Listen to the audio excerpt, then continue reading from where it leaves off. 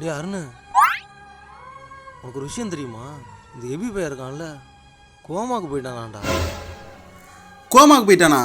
ஐயோ என்ன பண்றது? ரொம்ப ஃபீல் பண்ணாத, சரியா இருந்தா. டேய் அவன் 2000 ரூபாய் பணத்தை வாங்கிட்டு போயிட்டான்டா. 2000 ரூபாய் பணத்தை வாங்கிட்டு ஓடிட்டானா? டேய் அவன் கையில மட்டும் கிடைச்சான் கொன்னு எரிஞ்சிருவேன்டா. டேய் தற்கூரி, கோமாங்கிறது நீ நினைக்கிற மாதிரி இல்லடா, அது ஒரு விதமான. இதுக்கு தான்டா யாருக்குமே காசு கொடுக்கறது இல்ல. அவன் மட்டும் என் கையில கிடைச்சான் செத்தான்டா அவன். டேய் நான் சொல்றத ஒரு நிமிஷம் கேளுடா. எனக்கு தெரியும்டா, நீனும் அவனும் ஃப்ரெண்டு தானே, அதான் சப்போர்ட் பண்ணி பேசிட்டு இருக்க. டேய் நீ நினைக்கிற மாதிரி இல்லடா.